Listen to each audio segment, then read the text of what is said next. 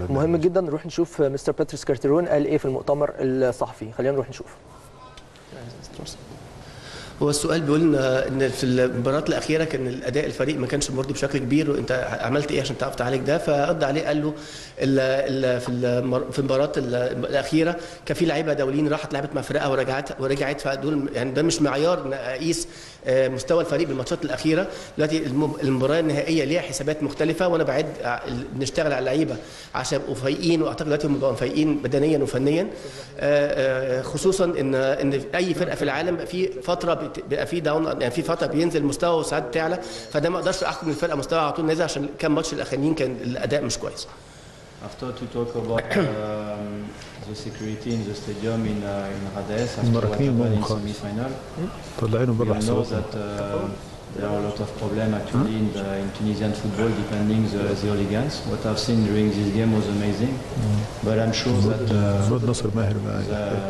Minister of Defense in Tunisia will do everything for the game to be safe, for this final to be played with fantastic fans that has esperance and not with people in a stadium that just want to create troubles and don't care about football. السؤال الثاني، الشق الثاني من السؤال، ان كان في مشاكل في ماتش الترجي اول اغسطس، ومش قلقان تتكرر مع لعيبتك يعني في ماتش العوده. قال ده طبيعي دي اجواء كره القدم بتحصل في تونس، لكن كل ما يتمنى وزاره الدفاع التونسيه تكون موجوده وتدافع وتخلي الجو كويس وتخلي الجماهير موجوده في الملعب، جماهير كره قدم حقيقيه مش جماهير الناس عاديين جايين عشان يعملوا مشاكل في مباراه النهائي. Okay, I will go this side. Sorry, I just came back that side. Do you mind? عن صوت الموقع رسم النادي الاهلي. التفاعل هناخد منه حاجات بسيطه كده في السريع برضو. الحاجه الثانيه، هل يمكن بكره يبقى في مفاجاه في التشجيع؟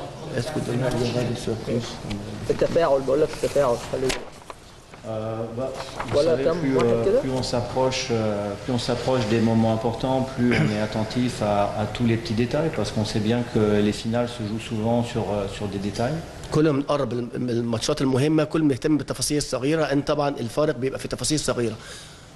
J'ai tendance à être toujours très inquiet loin des matchs et à être de plus en plus rassuré à l'approche des matchs, parce que je fais en sorte d'anticiper le maximum de choses pour que à l'approche des matchs les joueurs soient dans la sérénité, la confiance.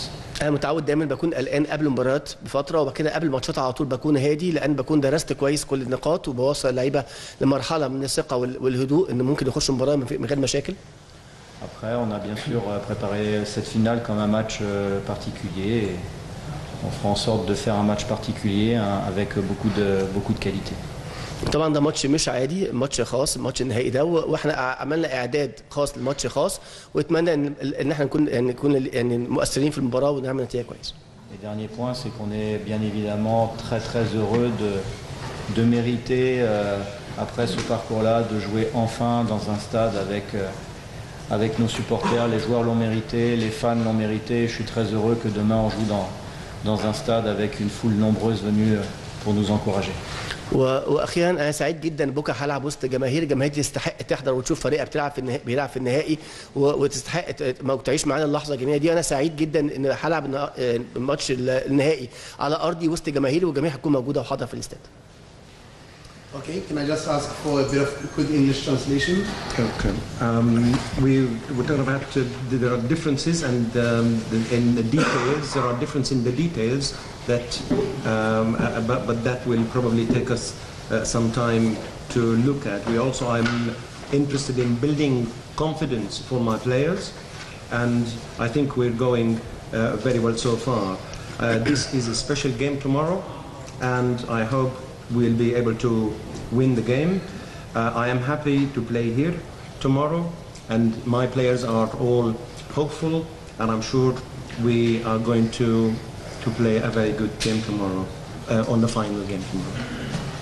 Yeah, considering that I say that our players deserve and our fans deserve that we will play in a fantastic stadium full because 60,000 people will be there tomorrow, and we have been suffering so much to play in empty stadium for many weeks, and it's never easy to find the motivation, and we are happy to give this to our fans and to play in front of them.